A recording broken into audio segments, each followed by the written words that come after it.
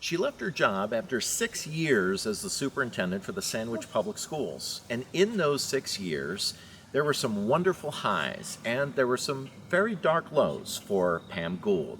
In her first interview since leaving her position as superintendent in Sandwich, she's sitting down with me to talk about really what happened behind the scenes and why did she really leave her job. I'm Greg Anderson, and that's today's takeaway.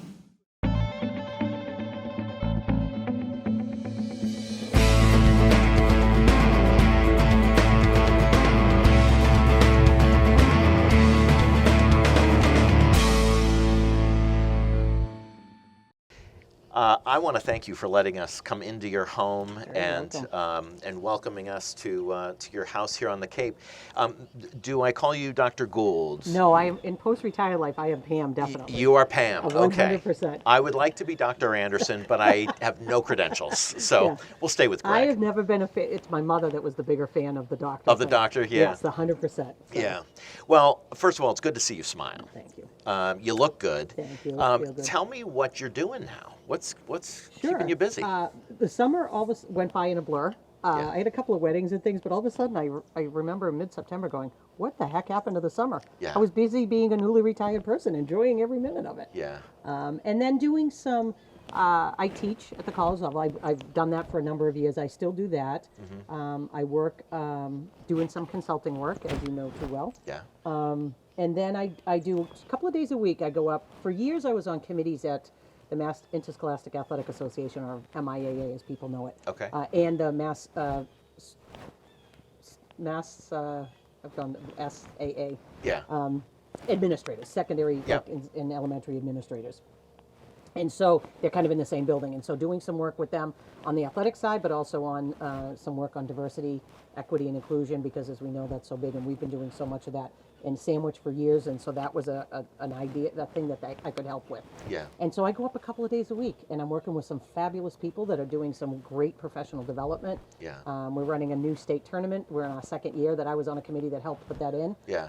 And I'm loving every minute of that. Good. Doing, as I said to somebody recently, doing the things, the part of the job that I absolutely love doing, without a lot of the stress.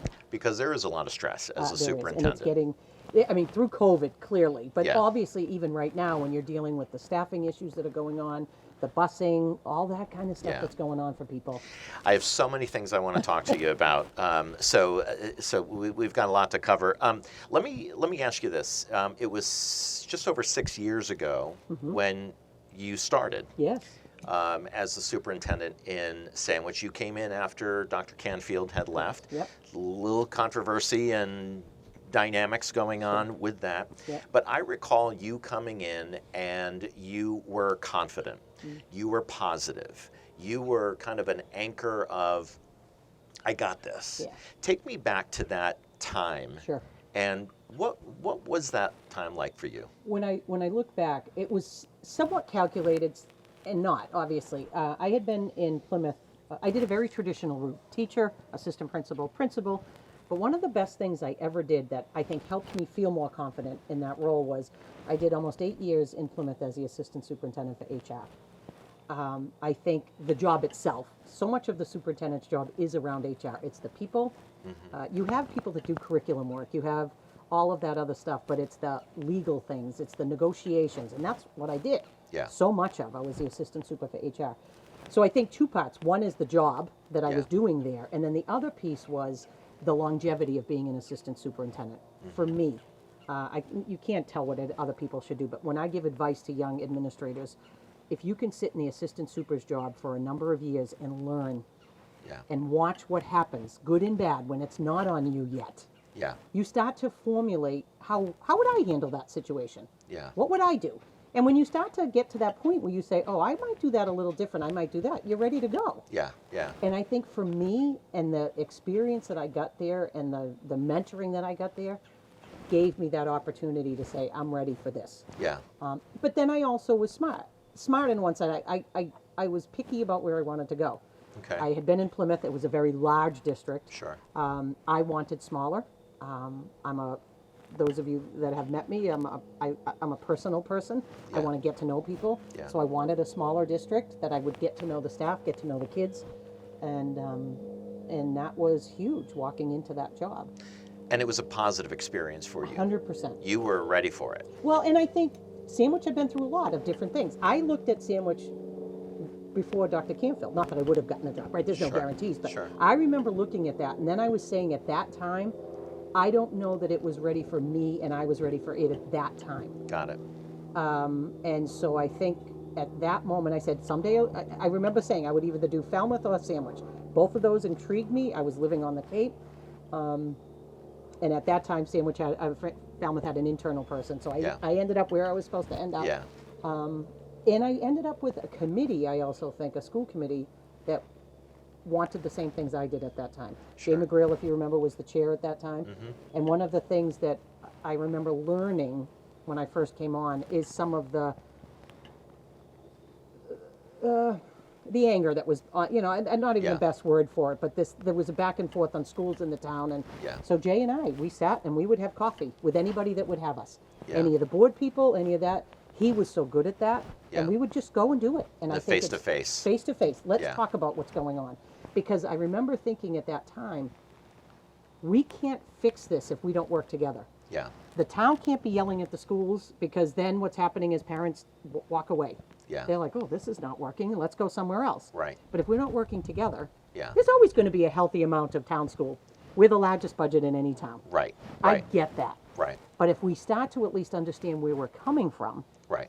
then we'll fight it out and be normal. I get that. So let me ask you this. You retired. Yes. Your last school committee meeting, you had the retirement banner was that was amazing. They were put fabulous. in front of you.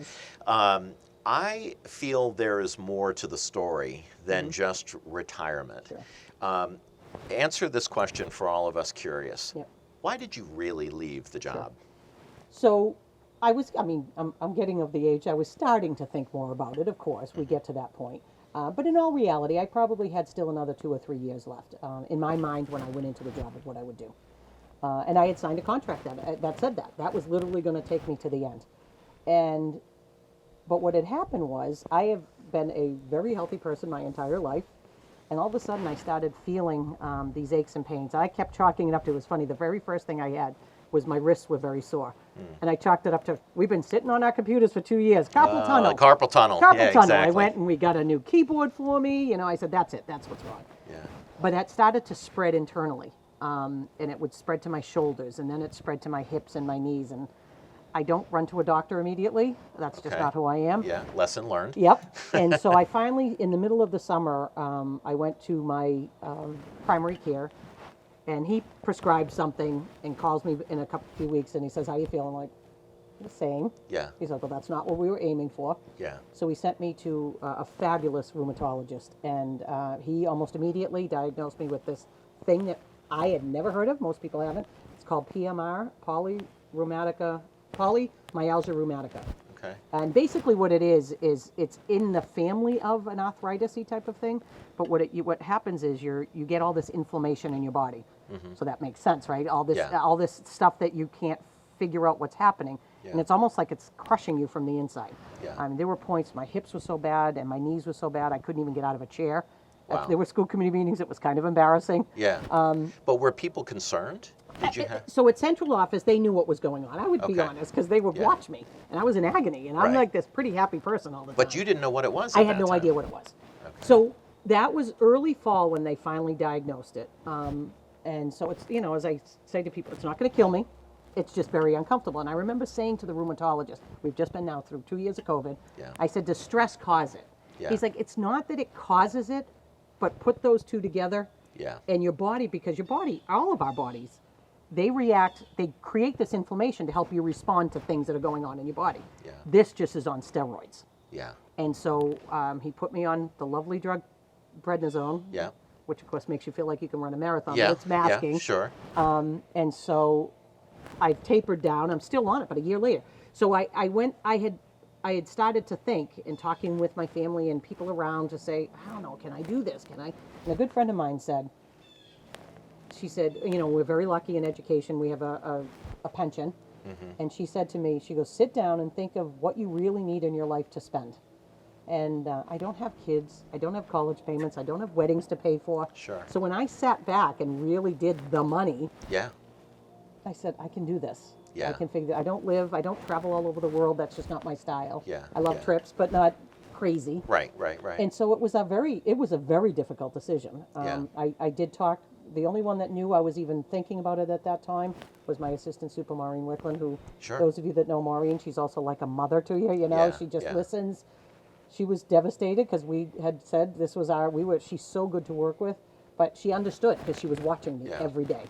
And What do you think the public do you think people believe that you were just retiring, or do they think, Dr. Gould just got hammered through the pandemic, Yeah. and now she says she's not, or she Yeah, isn't yeah. really feeling that well, and we can kind of see that it's like she just couldn't take I know, it anymore. and that was the horrible part because that is Yeah. not. There was a guilt.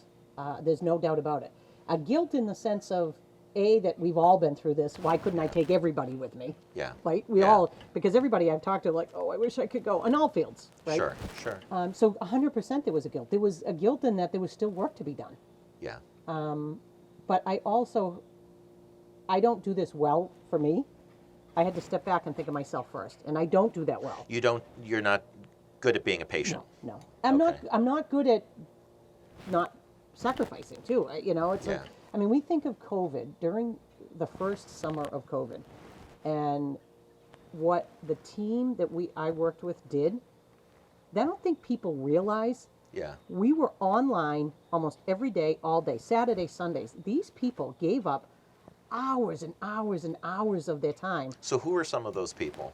Maureen Wickland, Yeah. our three principals, Trish Hill, Chris Tantino, Jim Mulcahy, Bryce Harper, our tech director, John Nelson, our facilities. Don't think of what and God rest his soul now, but Yeah. think of what the facilities had to go through to get those buildings up Sure. and running. Airflow What we knew and at that movement time. around. Yeah. These people were killing themselves. Yeah. I know that's the first summer, I took 2 days off, and only because I was on a family vacation. Yeah. They didn't do any more. Yeah. And I don't think we all think about our own kids, and we're all innately that selfish feeling like, Sure. how is this impacting my kid? And I totally understand that. Yeah. But what these people did was sacrifice their own family Yeah. in the sense of trying to make sure that we did the best we could. Yeah. So yes, I get where people think that, but it truly wasn't. I don't think, but I think it was the end result of all of that too. Yeah. We Yeah. don't know what causes PMR. Yeah. But what a coincidence. I've been a very healthy person my entire life. Yeah. I internalize stress. That's Okay. always been me. Yeah. So when you step back and say, now, is it cured? No, it's never really cured. But Yeah. do I feel 100 times better than I did when the stress of the job? Yeah. 100%. Good. So I think people need to know that too. It And truly this was is the that. first time you're really talking publicly about the health situation that you have. Because I understand had. it more now. I didn't understand. When I announced Yeah. a year ago in December, I didn't understand what was happening. Yeah. I truly knew nothing about And it. that's scary. It was very scary. That's very scary. I did know Yeah. I wasn't going to die from it. It wasn't, thankfully, Right, I'm not right. in that situation, but I still didn't. I'm an athlete. I played 3 sports in college. I was always doing something. I Yeah. couldn't even go out and hit a golf club anymore. Oh, wow. And I didn't understand why. Yeah. Yeah. And that bothered me. Let me ask you this. Let's talk about your time during the pandemic. Mm-hmm. You and 14 superintendents across the Commonwealth, because I think there were 15 total, is Mm-hmm. I that think it right? is, Yep. 7,200 across the country. All of you as superintendents got sucker punched in the early part of 2020 with what the hell is this coming at us? Take me back to that time of it's the beginning of 2020 and nothing's making sense, but all eyes are on you. Sure. What was that like? So we had been getting words in and around January, February, right? All of us, that Yeah. this thing is coming. And we didn't truly understand what that meant, obviously. But it was interesting as we were starting to get more and more knowledge of how dangerous this could be. There were superintendents communicating everywhere, as you can imagine, Yeah. across the state. We had a meeting, what we call Cape and Island superintendents. We were down meeting at Cape Tech on that morning of the 13th. And we kept the meeting because we needed to understand, Yeah. we needed to understand what was happening. But there was another group off Cape meeting, and So a couple of different things. There was a doctor, a team doctor, a school doctor down here on the Cape who was advising Dr. Meg Mayo Brown from Barnstable very, very succinctly. And we all went into this meeting saying, okay, let's assess where we're at, see what we're doing. This particular doctor was saying, no, I think we need to close it down. Now, we were hearing this somewhat from the governor at this point anyway, and from Jeff Riley, our Commissioner of Education.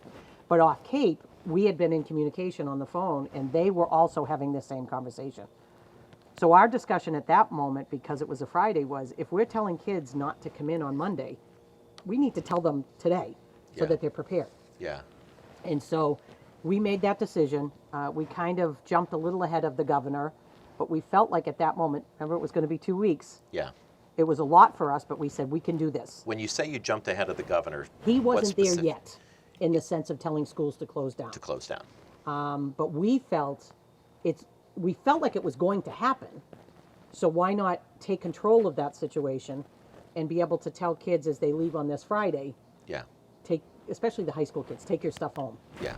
And how would we do an online type of thing? And that we needed to prepare for that. Yeah. So I was driving home from Harwich that day. It was probably around almost 1:45.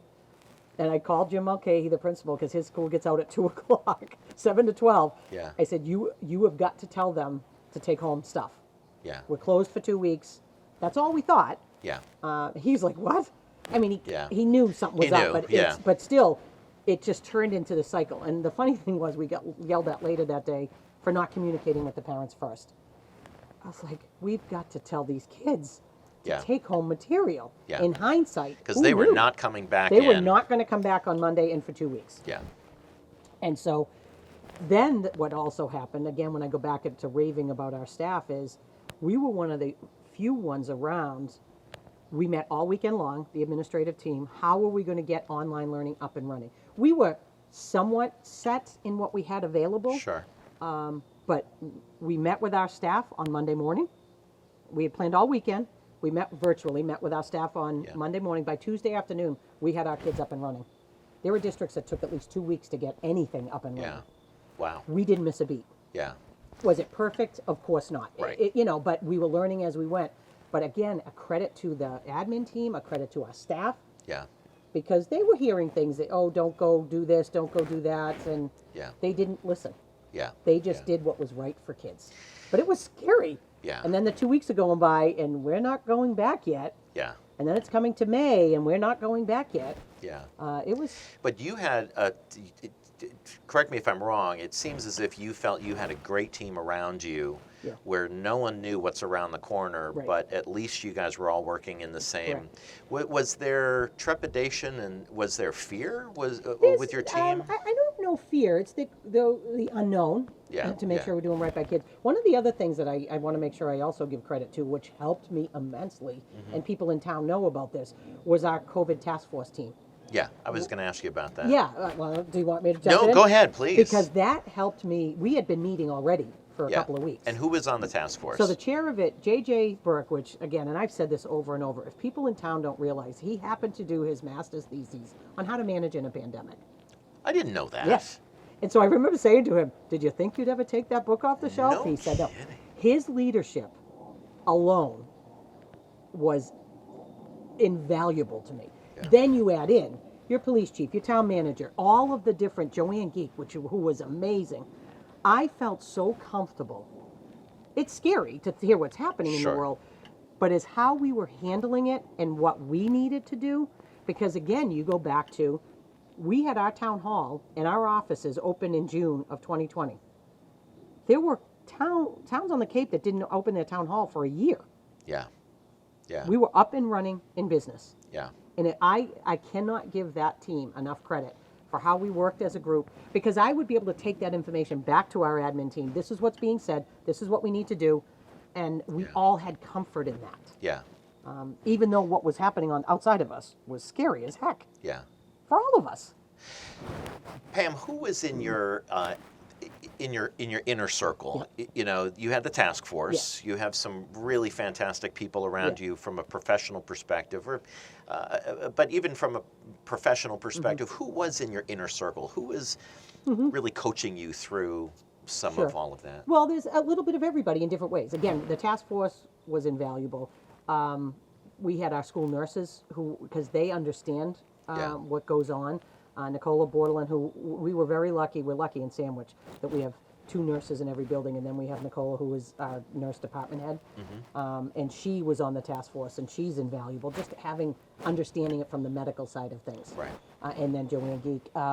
But that team. And then you always have, we were meeting consistently with the area school superintendents, with the commissioner of education. And I understand people can say, there are things that I've disagreed with. But he's trying to do this for every single school in the state yeah. with all different kinds of resources. Yeah. But we were meeting weekly. Yeah. And it was a virtual meeting, and you'd get on, and you didn't miss those. Yeah. And he had been meeting with the governor, so we were hearing that kind of down from there. Yeah.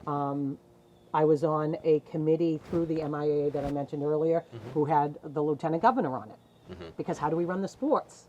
And that Yeah. was part of, I was on that task force Yeah. of how do we make sure, we know we had to miss spring of 2020, which was devastating for kids. Yeah.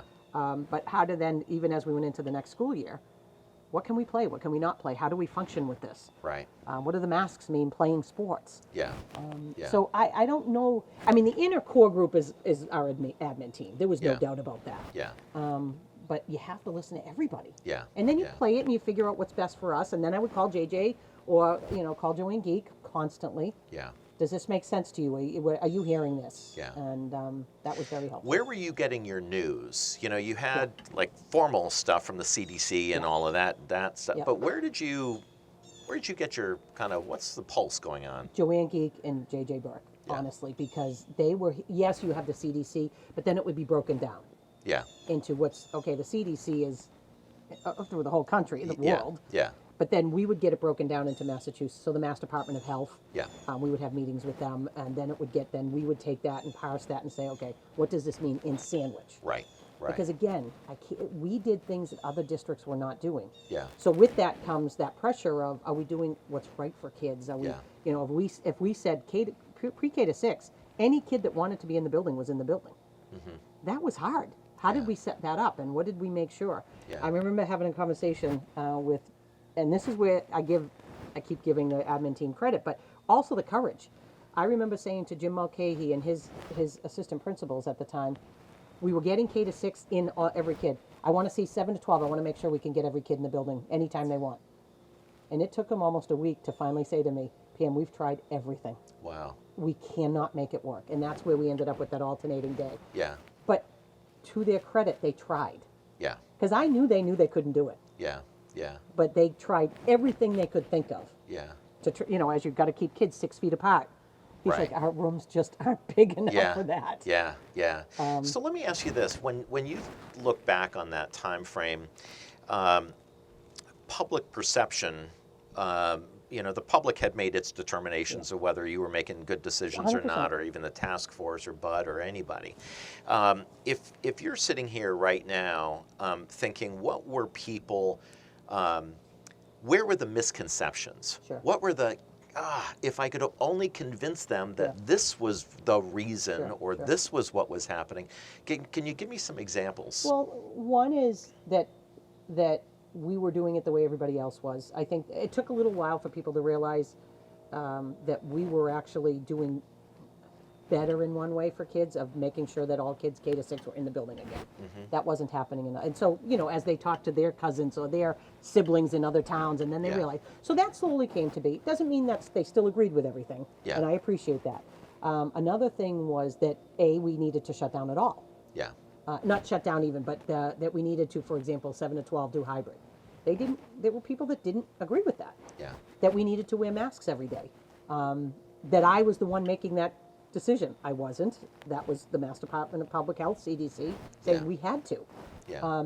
So when we go back and say, and that the masks weren't, the big one for me that really bothered me was that the masks weren't working. I mean, I hated them just as much as the next person. But when you look at during the entire time of COVID, when we were masks in school, I'm not a medical doctor. We didn't send a kid home with the flu. We didn't send home. So they did work. We can see it now, almost anecdotally. Everyone's getting every kind of illness that's out there. Yeah.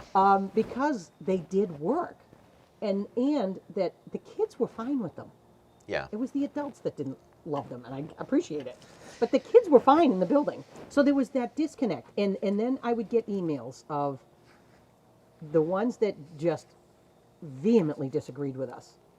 But then I'd get the next email that was, oh my God, we need to do more, we need to do more. And I had to parse through all of that. All of us, the admin team, had to, there's varying opinions on everything in the world, we know that. But all we had to keep focusing ourselves is that we think we're doing what's the right thing for kids and our staff. So let's talk a little bit about parents. Obviously, parents were confused. They were upset. Understand. There was a stress I was level. having far more information than they were, which I appreciated. Yeah, yeah, okay. How did, when the outset of the pandemic happened, what was the tenor and tone of parent reaction? Were they immediately pissed off, or were they, I follow your lead, and then it changed? It's funny you say that, because I'll do it in a 2-year time span. Okay. I think at the initial we were we'll go do what you said. We didn't know what was happening. Yeah. And then obviously the information that was out there was of varying information. So depending on which information you were listening to. So yes, I think, but that being said, that first year, even though there were people that didn't love, for example, the masks, there was also a fear. I get this too. Parents have to work too. And how do I do this? Yeah. When my kids need to be in school. Yeah. And I 100% appreciate that. But we were in a pandemic, and this is different, and I get that too. And we needed to figure out how to manage that. Yeah. That's why this idea of getting every kid, like K to 6, for example, that can't be on their own at home, in that they wanted to be in, was huge. There are parents that had to go off to work. Yeah. And that was a huge priority for us. Yeah. How do we make sure that that happens? Yeah. I don't think people realize that that was such a focus of us. But Right. So anyway, we go through that first year. I think people were generally, we had different things here and there. The second year was different. How so? The second year, we're willing to go along with you for the first year. We've had enough. The masks, for example. Yeah. We're done. And that's when a lot of the vitriol started coming in. So tell me about, how far did parents go Well, with showing you how upset they were? I mean, they would come to school committee meetings and voice that, which is their right to do that, certainly. We've never had that kind of commentary at the school committee that I had seen. There were districts far worse than us, too. We were one of 15 schools in the state being sued by a parent group over masks. Yeah. And as if I had that choice again. It didn't go anywhere, and I feel bad that they've even wasted money to do that. Yeah. Because it wasn't what we were. It's just we had to do this. Yeah. Were parents coming at you personally? A little bit, but that's part of my job too. Yeah. When people, we're in a district of 2,500 students. Yeah. Who have parents who feel might be different than I do. Yeah. I'm used to that. It certainly, they were a lot more free to say whatever they felt. Yeah. There was not as polite discourse as there might have been. So break that down for me. What were some of the things that parents were saying to you? That we were hurting children. That we were the reason that kids might do this or kids might do that, and they were. I in hindsight, and even at the time, I suppose. I mean, they were frustrated, and they were lashing out. And who do you lash out at? The people that you perceive are causing this for your family. Yeah. I didn't cause nobody in the Sandwich Public Schools caused the pandemic. Yeah. None of us caused the rules that we had to follow. Now, we can all look back and say, if God forbid, a pandemic comes again, Yeah. would we do it differently? Probably. Yeah. But we didn't live through 1918. None of us. Right. Right. We have no idea what to do. We had no idea perfectly. Inclusive of how do I voice my fear Right. and my anger. And it was a fear, and I get Yeah. that too. I had a parent say to me, if we didn't do what we were proposing at the time, her child had such severe disabilities, she couldn't send her kid to school. And so I would say that to another parent, and they didn't care. I was Yeah. like, but that kid has a right to an education too. The worst thing that your kid's going through, they have to wear a mask. Yeah. But this kid couldn't go to school. And this parent did not care. They only cared about their kid not wearing a mask. So And how do I you don't how get do you that. how do you have those conversations with somebody? Like, or were they showing up at your office? Were they? No, to be they wasn't that. A Okay. lot of it was, as I affectionately call them, the keyboard warriors. It was on Facebook, Social media. social media. Some of it was in just via email, and we would Yeah. try to respond. And a lot of it was they didn't want the response; they just wanted to be angry. Yeah. And we had to go through that too. But again, I'm an administrator. I've gotten pretty thick skin over the years, but I think when we go back to that stress level, it's when you're already that stressed, because Yeah. we were scared of our own kids and making sure Yeah. we were doing the right things. Right. And then you're questioning us. You don't do a lot of time second guessing, but you did. Yeah. We're human beings. Yeah. Yeah. I was worried about my own parents getting sick. Yeah. Of course we were. Well, and there are industries all over the place that were also taking it on the chin. Yeah. And they just had to say, how do I Yep. give bad news and Yes. not be able to help, but still have them feel like they're heard? Exactly. And that they must were be, heard. but that must be wearing on you. Yeah. I mean, that's just you and everybody else, Everybody, but yeah. especially Pam Gould. There must be a time where you're thinking, I just can't deal with this anymore.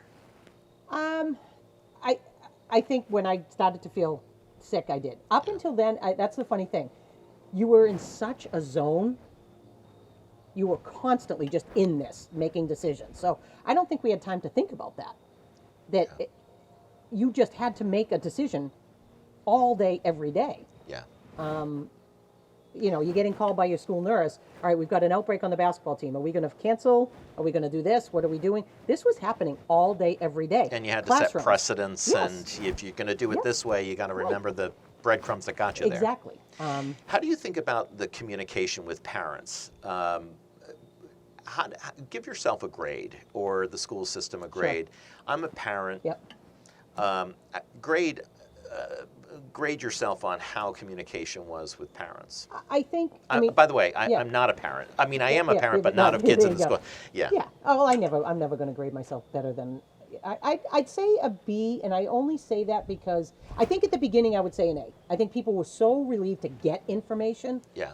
anything you were giving them, and we would try to just give them what was happening in this past week, where are we going, what's happening.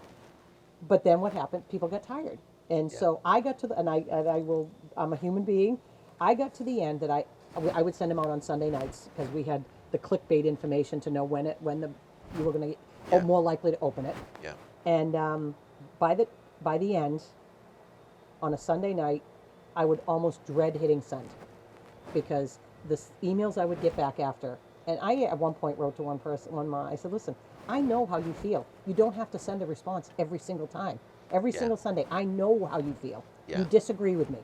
Were people out of line? I can't say that. We were in a pandemic and people were scared and people were Yeah. angry. I don't think out of line. It's not like I was ever threatened or anything. Yeah. They just disagreed with me. Yeah. And I get it. I respect that. But we have to do what we have to do. Yeah. So the parents obviously had that way of communicating themselves to you in meetings or email and the like. Let's talk about their kids. Yeah. My understanding is that the kids took a very different approach with their frustration than their parents. Would you even go as far as saying that the kids were embarrassed by some of what mom and dad were doing? There were some. Generally, the kids were fine with the rules. I mean, Yeah. again, we'll come back with the baseline is no one enjoyed wearing masks. Yeah, yeah, But the kids understood it, and they were in school. Especially the younger you go. Remember, think of that. You just wanted to be in school. yeah, They were willing to put up with this, Yeah. to be in school with their friends. yeah, That was fine. And so the kids, then you get the older you get, the poor high school teachers, pull up the mask. Yeah, And we yeah. could appreciate Over that. the nose. Over the Yeah, nose. Would you please pull up that mask? Yeah, That was right. the biggest discipline that was happening Yeah, during yeah. the course of time. Yeah. So I don't, the kids were the best part of it. Yeah. Because they get to be in as much as they wanted to and do as many things as we could possibly do for them. Yeah. So the kids were fantastic. How did you deal with the? I think there's a phrase for this, like the learning lag. And my daughter was in high school, my son was in college at that time, and I saw it from those two perspectives. But I clearly see, particularly with my daughter, who's a very social person, that isolation was horrible. How did you, I mean, that was just a casualty of all of this, one of many from COVID. How did you deal with that? Well, in one of the things, I'll give a specific scenario because it happened frequently, was as we did the high school for the 7 to 12 every other day, we were having parents contact us, my kid can't, they're not doing well. Yeah. And we had counselors, we're again very lucky with the counselors, the social workers that we have in every building. So there were kids that they already knew or would struggle and they were in touch with them constantly. But we would have parents contact us and say, my kid is just not making it. They're struggling here, blah, blah, blah. So what we then learned was there were a whole bunch of kids that were self-selecting to stay at home. And so we would have the conversation with the parent to say, all right, are they okay? Are they doing the work? We would talk to the teachers. Are they handing in their work? Are they doing this, doing that? What that allowed us to do is those kids that were self-selecting freed up open spaces in the buildings. So those kids that were struggling, and some of them self-identified themselves, but the parents too, and we would get them in. Yeah. And you saw that at the elementary level too. The kid was struggling at home. Mom and dad were trying to work and it was not doing well. We found ways to get them in. Was it 100%? Probably not, right? Because there were people that might just not have said anything that were struggling. Yeah. So what we've been doing since now is, and what they're still doing is creating acceleration academies in the summer to kind of look at, assess where we are with kids. So they do, as you can imagine, they're doing a lot of benchmark assessing now. Yeah. We were very happy with where we were at the end of that first 2 years with our scores and things like that. There is no doubt there is some lag. Yeah. But comparatively to other places that were literally at home for 2 years, that was not us. Yeah. And so it's now looking, summer work is where can we try to work and make that up a little bit. Yeah. You know, many people say that schools are often led by a very liberal agenda. Do you agree with that?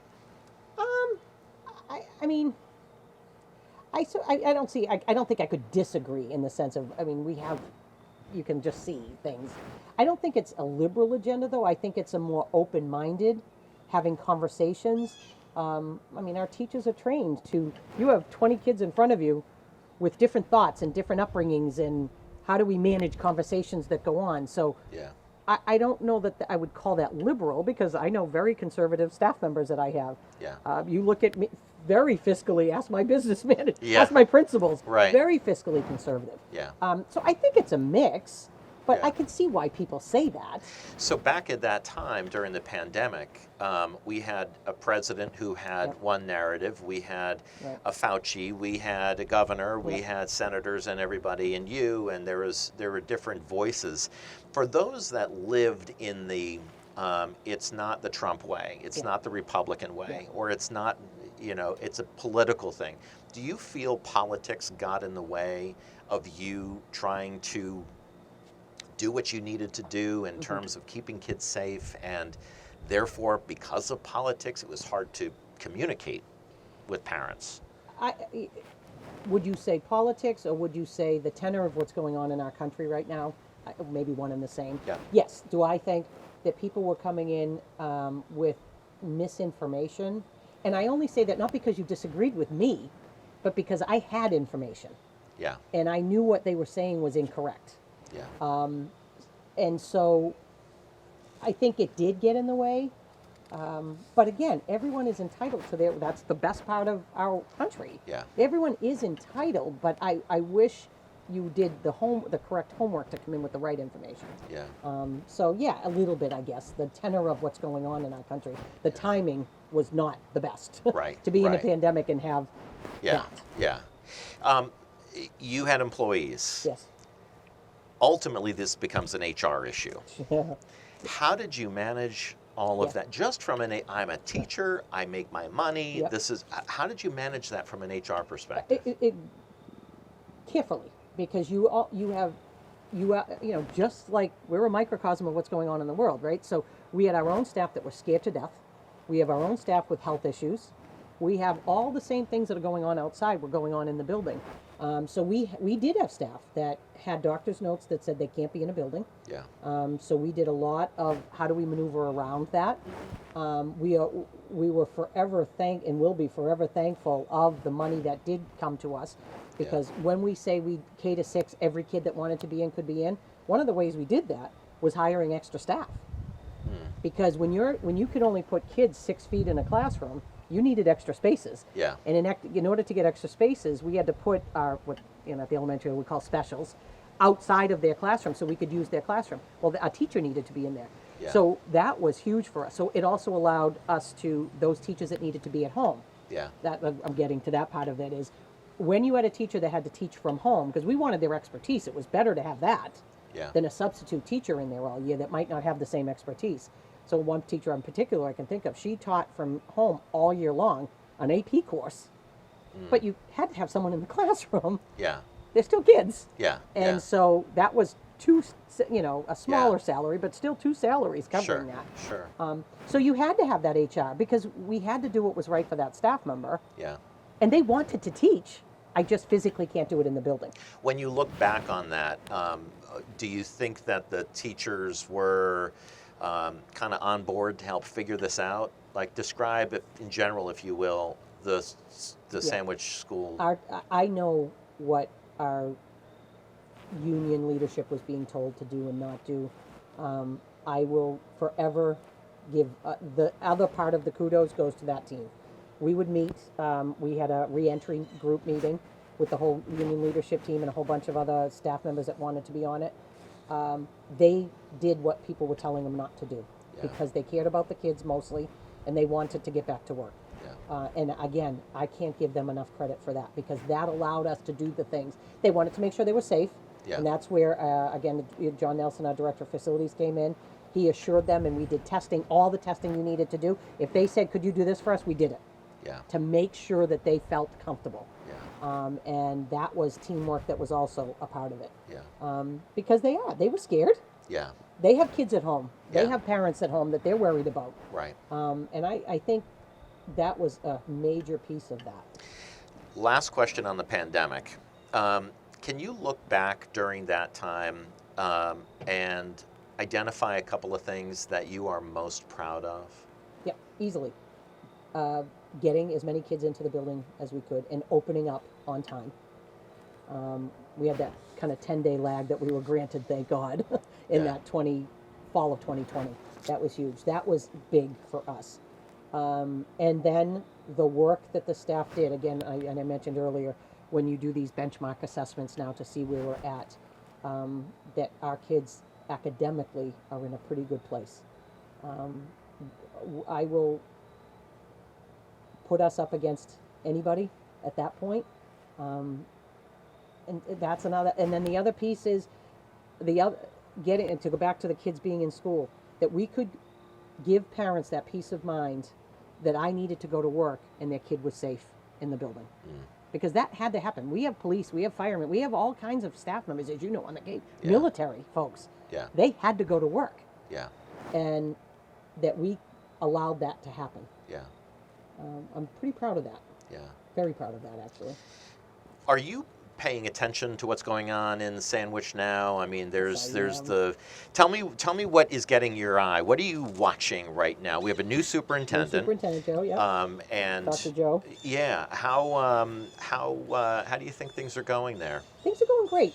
Joe has had a very difficult start. This is the horrible. Those that did not know John Nelson, our director of facilities, who was a dear friend. Stop crying in a minute. He never got to work with John, and so, and I say that not just working with John, who was phenomenal, but this idea of, if you remember, we went in May at town meeting and asked for $13 million, and it was mostly around facilities. So this is now, he comes in as a new superintendent where he wants to do what I was able to do, just get to know everybody. And he's now having to figure out how to, and at that time we were hoping he was going to be able to come back to work, but he won't be. And now how do we move on? And how do you make sure that all these projects are getting done that are around facilities and they have a good team, but it's about it's procurement, it's going out to bid, it's doing all those things that John had the knowledge of. They are very thankful. Jay McGrail, those of you that know, came back and was very helpful because he understands that, working with Joe, working with Michelle Austin, the business manager. But that's been a very difficult transition in. Yeah.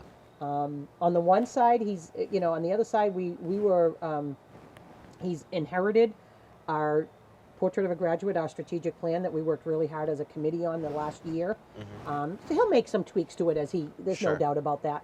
But that's giving him a little bit of peace to say, this is the direction that the district said we needed to go in. Yeah. So that's a little bit of a roadmap for him. Yeah. I've met with him a few different times. He calls and, Yeah. hey, what happened with this? And that's, I've known Joe for a long time, so that's very helpful. They're in good hands. Yeah. Great. Any particular issue that you're focused on, the diversity and that Equity whole and inclusion, yep. that whole committee disbanded, coming back together. There's all of that. Yeah. Any thoughts you have on that? No, I just think, we understood why there was some things that were happening in the world, but also locally in Sandwich, and we understood the point. I think what there's also been a realization was of all the things that have been happening in the schools for years. No district is perfect, Yeah. and we know that. But Maureen Wickland, this has been a passion of hers for years. And we have people in each building that are working on these things. There's been meetings. There's a small group with the Department of Education that we've been working on for a couple of years. So I think that realization this is a lot of good work is going on. Yeah.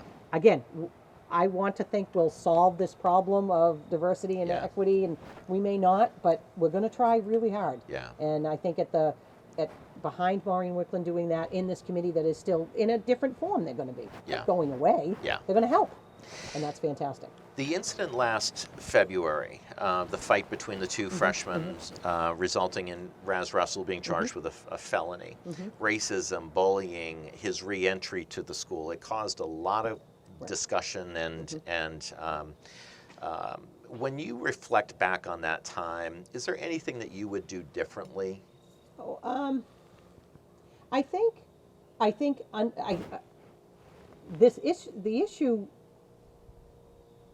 was tangentially around race. It Yep. was more, I looked at it as one kid said something really stupid, paid the price for it, both sides did what they did. I think I wished people took that I think they let race get so involved in it that it almost excused some bad behavior. There had to be consequences. You cannot go into a classroom.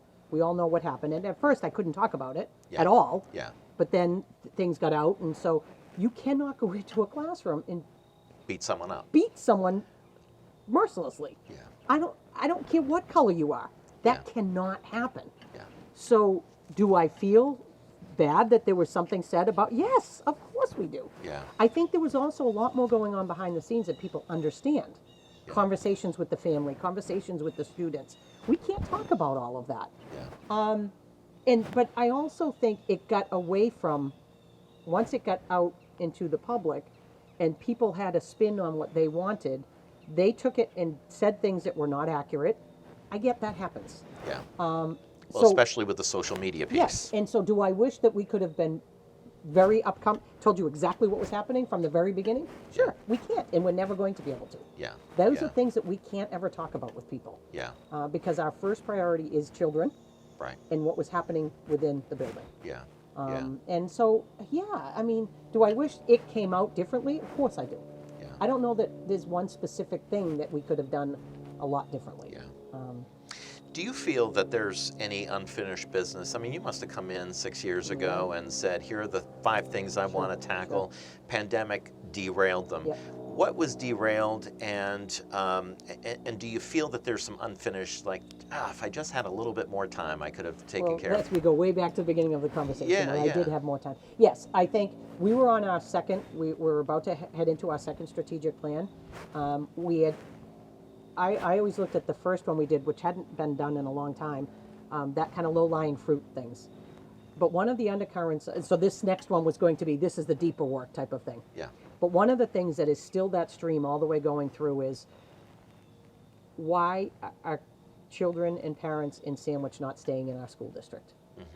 Going to private schools. Private schools, going to charters. Privates are privates. Like if you go to a Catholic school, I get that. That Sure. can be sometimes, that's why parents went. I get all that too. Right. I'm very good friends with the director of the charter school. I just still disagree and think that we can offer everything more. Yeah. Do I think that there are some kids that the charter schools are good for? Sure. But I think we are offering everything you could possibly need in Sandwich. So that is something that when you talk about what keeps you awake at night, I don't understand. I really don't. I think Because you wanted to make sure that was one of your areas of focus, which Yep. is how do we retain yeah. kids? And it's not anti. It's not Sure. anti-choice. It's Sure. not anti-charter schools. It's not anti-Catholic schools. Yeah. It's just, I don't think a parent or anybody moves into a town and says, I'm moving into that town to send them somewhere else. Right. So Right. what is it that we needed to do to keep you? Yeah. What's driving you away? Yeah. And so that's something that literally kept me awake at night. I don't understand, and, Yeah. and we would try to talk to people, and I had focus group, I had exit interviews with, and especially the first few years of parents of just tell me why, and Yeah. and we did address some of the things Yeah. that from the first strategic plan, we did a survey and there were some key items, and so we did address some of those things. Yeah. Okay, but then why aren't you staying? Yeah. So Yeah. those kinds of things. But I know how hard the staff is working. I know the district that we've got. I think it's fabulous. Yeah. We're sending kids off to the top tier schools just like everybody else is. Yeah. Yeah. And I think you get more experiences when you're in your public school. I mean, you talk about the breadth of the sports, the drama. We know the arts that we have in Sandwich are fabulous. Yeah. The clubs and the activities and academics. And Yeah. so anyway, it's just, I want them to stay. Yeah. Everyone has a choice, and I appreciate that. But Sure. I want it to be, I just think the Sandwich schools should be the choice. Let me end on this. You mentioned John Nelson. Tell me why he was so important. Well, if I use just as an employee, Yeah. he had a master's degree in facilities management. And so what I had found a lot of times, and this is not a knock on any people, but what you traditionally find in those roles is people that have been a custodian and they've worked their way up. Wonderful people. Yeah. But the knowledge base that he had with how to manage the facilities that we did have and advocate. Yeah. So when I first got there, John started right as I was starting. We would look at the budget. He just did not have enough budget.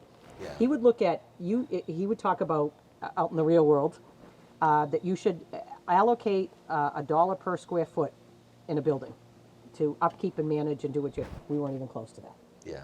So he and I would work together to try to figure out ways, robbing Peter to play Paul sometimes Sure. because we're still in the limited budget. Yeah.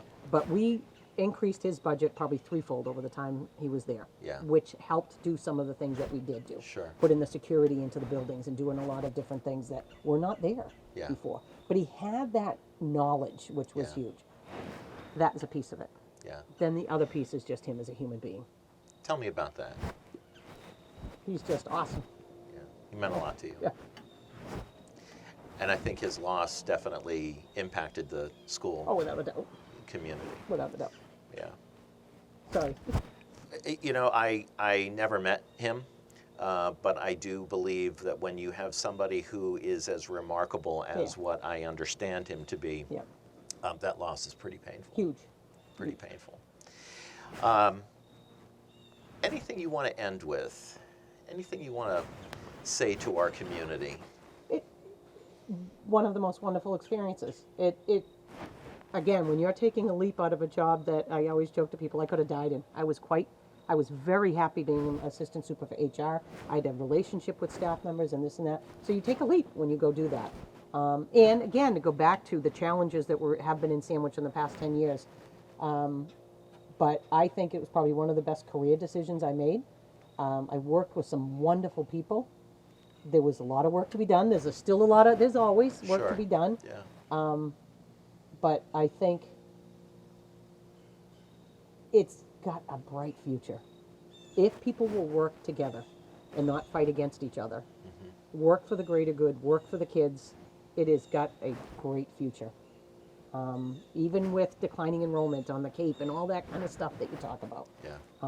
Normal course of business. Normal course of business. And it's caused some reflect. And, back in the day when you had 4,000 students, now we have 2,500, and you look about how do you do things. You definitely have to adjust. Yeah. But I think that has been happening and now it's ready to fly again. Yeah. That makes sense? Yeah. And I think you've got very good people doing the work. Well, I will say, I don't know you that well, Pam, but I really feel like I feel grateful that you've taken this opportunity to talk. And I also would say that as a consultant, myself, you're always looking to add value. And I hasten to say that wherever you go, you're going to add value. Thank you so much. I Yeah. appreciate that. Thank you very much for Thank your you. time. That is it. We're wrapping up for another edition of The Takeaway. I'm Greg Anderson, and I'll see you soon.